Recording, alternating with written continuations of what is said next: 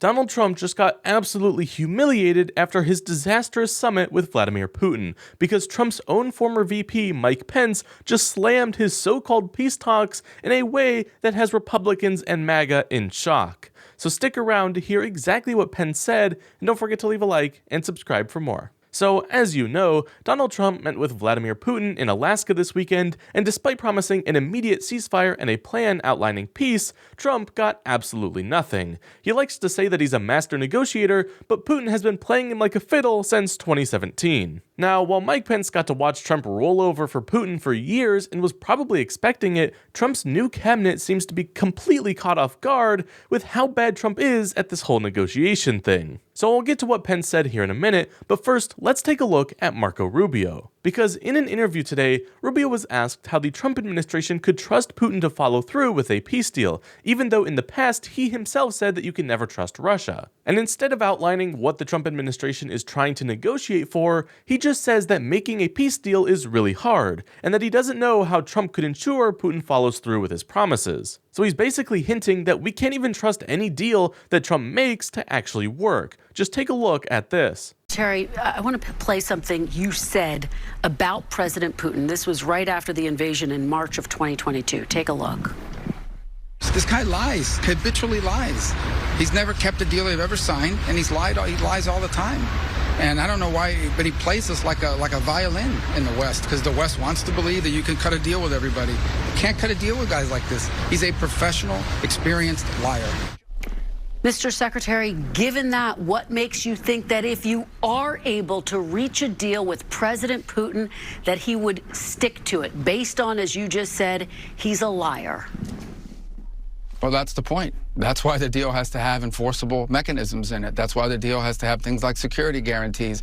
That's the point I was making a few minutes ago when you were asking me about looking someone in the eye. What's important here is actions, not words, not paper, document. Those are all important. Those are elements of a deal, but they have to be enforceable. They have to be verifiable. They have to be enduring. There's no point here in signing a deal that's going to be violated in 3 or 4 months. There's no point in doing that. It actually would make things worse. So that's why this is such a difficult thing. Not only do you need a deal, you need a deal that's verifiable, that's enforceable, and that's enduring. If you don't achieve that, then I think you could have a ceasefire for a few months, a few weeks, and then the war will start again and more people will die. That's not the outcome we're interested in. That's not the outcome anyone wants. So that's why this is so difficult. While Marco Rubio is skeptical of Trump's ability to make a deal that works, Steve Witkoff, one of Trump's top diplomats, is on the completely opposite end of the spectrum. This guy said on Sunday morning that Putin was giving up a lot to secure peace, including passing laws in the Russian government that would ban Russia from invading more countries. And if you believe that that's ever going to happen, then you might just be dumb enough to work in the Trump administration. We agreed to robust security guarantees that I would describe as game-changing. We didn't think that we were anywhere close to agreeing to Article 5 protection from the United States, in legislative enshrinement within the Russian Federation, not to go after any other territory when the peace deal is codified, legislative enshrinement in the Russian Federation, not to go after any other European countries and violate their sovereignty. So we agreed to, there was plenty more. Donald Trump's diplomats like Rubio, Witkoff, and others can't seem to agree on what's happening with these negotiations, and Trump is not helping them clear things up. Not only is he refusing to answer questions about specifics of his peace plans, but he actually has started complaining that he's tired of doing interviews and having to dodge questions. He literally said in an interview about peace talks that he's tired of everyone asking about peace talks. But I just don't like to talk about it. That's why I agreed to do your interview, and I said, you know what, I'll do it, sure. But that was like 2 days ago. I had no idea that. I said, sure, are you going to ask me about what we basically say on national TV, I regret saying yes to doing this interview. I shouldn't have done it, but... Now, I don't know what all Trump has been trying to negotiate for because he hasn't told literally anyone, but what I do know is that if Trump's top diplomats can't even agree on what he's negotiating for and how well he's been doing at it, that is a major red flag. In his first term, Trump was known for abandoning his team when he would talk to Putin, and he's most likely doing this again because no one in the Trump administration can agree with what's actually going on. But there is one man that used to be in the Trump administration that thinks he knows what's happening, and he is not happy. Because just this weekend, Mike Pence decided that he's seen Trump give in to dictators too many times. So when he appeared on CNN, Pence decided to call out Trump and tell him to finally stand up to Putin to make peace happen. Last week, Trump promised to put sanctions on Russia immediately if Putin didn't agree to a ceasefire. Well, obviously Trump chickened out of this threat, but Pence says that it's time that he actually followed through.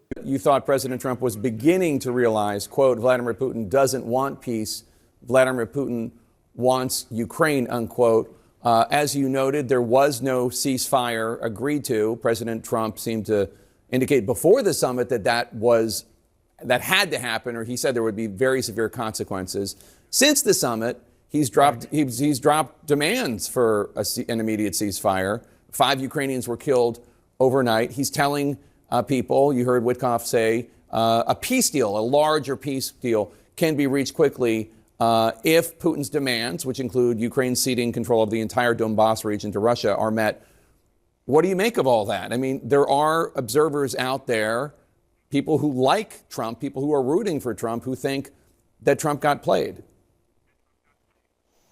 Well, look, I served alongside the president for 4 years.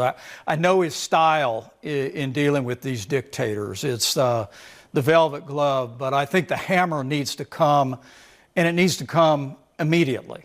I think the president, as he welcomes President Zelensky to the Oval Office tomorrow, and a whole cast of our allies in Europe that are going to be joining him, I think at the same time he ought to pick up the phone and ask Majority Leader John Thune to immediately pass the secondary sanctions bill that is supported by virtually everyone in the United States Senate. I think the combination of engagement, but also making it clear to Putin that we are prepared to take actions that would literally break his economy, even while we redouble our commitment to the security of Ukraine and to working closely with our European allies is important. And not only did Pence just say that Trump needs to stop backing out of threats to Putin and finally put the pressure on, but Pence also commented on the fact that Trump has failed to make a quick peace deal like he promised. I must tell you, I would have liked to have seen a ceasefire,